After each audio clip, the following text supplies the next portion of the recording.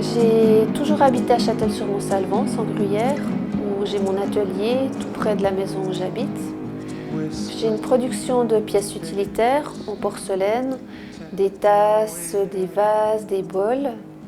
Et puis en parallèle, j'ai mes pièces artistiques. Depuis plus de 10 ans, je travaille sur la translucidité de la porcelaine parce que la lumière qui traverse la matière m'a toujours fascinée. Elle révèle un peu tous les détails comme on peut le faire avec une radiographie. J'ai créé des lampes murales, des appliques, ainsi que des grands bols lithophanie qui jouent en fait sur le principe d'avoir le décor qui est révélé que quand la lumière traverse la matière. Ces pièces, le décor est travaillé par l'épaisseur de la porcelaine. Plus c'est épais, plus la valeur sera sombre, plus c'est fin, plus ce sera lumineux. C'est vraiment l'épaisseur de la matière qui crée le décor. Et pour les bols lithophanie, j'ai fait des grands portraits de femmes qui sont révélés que quand la lumière traverse. S'il n'y a pas la lumière, le bol il est blanc, vide, on ne voit rien du tout. En 2018, j'ai eu l'opportunité de créer une pièce de grande dimension pour le foyer de la salle communale de Charmey. C'est la première fois que je devais travailler aussi grand, avec des contraintes architecturales. En même temps, j'avais une grande liberté d'intervention. Pour imaginer ce lustre, je me suis inspirée de la nature et puis de la composition qu'on trouve souvent dans la nature d'une accumulation de formes géométriques. Des formes géométriques toutes apparemment semblables, puis en même temps toutes différentes. Notamment parce que j'avais pas d'autre choix que de faire une accumulation de pièces. Parce que mes grands modules, pour être en porcelaine, c'est déjà de la grande dimension. Je peux difficilement aller plus grand, aussi à cause des dimensions de mon four. Pour créer le lustre, j'ai collaboré avec l'architecte du bâtiment, Mehmet Ikmel, ainsi que le bureau d'éclairagiste Bichère et Bovini. Le principe, c'était d'avoir 3 grands anneaux auxquels étaient suspendus 36 modules. J'ai fait plusieurs maquettes en papier. Je faisais en fait des pliages en papier un peu inspirés de la technique de l'origami. Ensuite, on a pu faire les plans techniques par informatique et travailler avec l'entreprise Luce MS qui, eux, se sont chargés de fabriquer les grands anneaux et puis d'équiper tout le lustre du matériel d'éclairage. Je travaille depuis de nombreuses années la technique du paperclay, qui est en fait le principe de mélanger de la fibre de papier à de l'argile. Pour moi, l'argile, c'est la porcelaine parce que c'est la seule terre qui vitrifie et qui devient translucide. Je mets à sécher de la porcelaine, j'ajoute de l'eau, je mélange tout ça pour avoir de la barbotine. Ensuite, j'ajoute ma fibre de papier et je remélange tout ça intimement pour avoir vraiment une pâte bien homogène. Cette pâte, je vais l'étendre sur des grandes plaques en plâtre. Je croise mes couches. C'est un moment que j'aime bien parce que c'est assez zen d'étendre cette matière. Et j'obtiens ensuite des grandes plaques comme des feuilles de papier, enfin comme des feuilles de papier mais c'est de la porcelaine, des grandes plaques de porcelaine. Ensuite, cette porcelaine, je peux découper mes formes avec les ciseaux. Chose que je ne pourrais absolument pas faire si c'était que de la porcelaine, mais grâce aux fibres de papier, c'est assez solide et je peux découper ça au ciseau. Et mes formes, je les dépose ensuite sur les supports que j'ai coulés préalablement.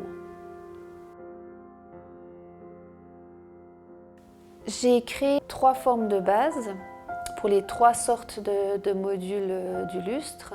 Et puis pour chacune de ces formes, je l'ai faite en fait en carton, dans lequel j'ai coulé du plâtre. Comme ça, j'avais ma forme de base en plâtre. Et depuis cette forme mère, j'ai créé des grands moules dans lesquels je coule mes supports. Parce que la porcelaine à 1280 degrés, elle vitrifie et elle devient molle. Donc il me fallait un support qui accompagne la forme. Et aussi, elle rétrécit de 15%, qui est assez énorme. Donc il me fallait que mon support rétrécisse la même chose pour accompagner la pièce. Ce qui fait que chaque support, je peux l'utiliser qu'une fois. Chaque module a son support.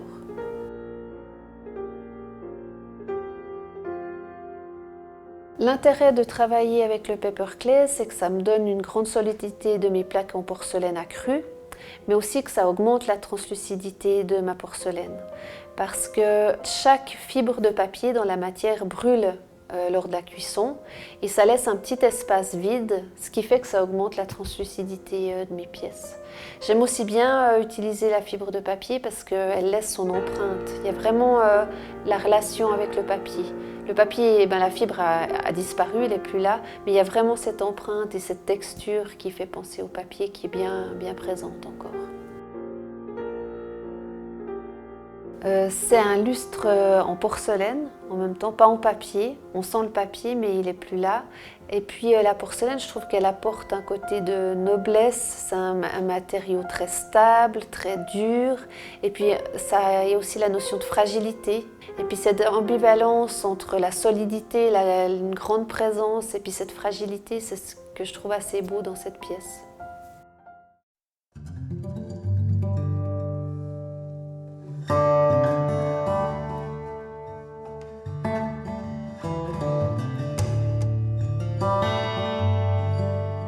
C'est seulement quand j'ai vu le lustre réellement installé que j'ai pu vérifier que le choix des 2,60 m de diamètre jouait avec l'espace du lieu. J'avais beaucoup de craintes à ce sujet. J'ai pu voir qu'en effet il avait une grande présence mais qu'il gardait sa légèreté, qu'il avait une intensité lumineuse largement suffisante pour éclairer tout l'espace, qui répondait vraiment à sa fonction d'éclairer tout le lieu, tout en ayant quand même une lumière assez douce, assez enveloppante. La lumière des LED crée des dégradés sur les pièces et ça met vraiment en valeur les volumes des modules. Je trouve aussi qu'on sent bien que c'est de la porcelaine. Je pense que si c'était en verre ou un papier, le rendu serait différent. Et puis ça confirmait ma volonté de faire une grande pièce en porcelaine. Je trouve super que la commune de Charmey et l'architecte aient eu envie d'installer dans ce lieu public une pièce artistique, unique, vraiment conçue pour le lieu, plutôt que d'avoir choisi un luminaire industriel. C'est un lustre fonctionnel, mais c'est aussi une pièce artistique. Et puis j'espère qu'il apporte quelque chose de plus sensible, quelque chose qui touche, qui interpelle, quelque chose qui rende ce lieu accueillant.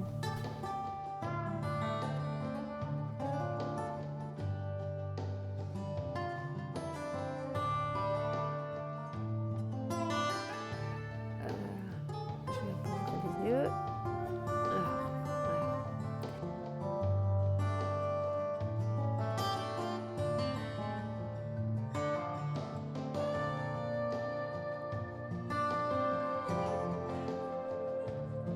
Je suis super humble.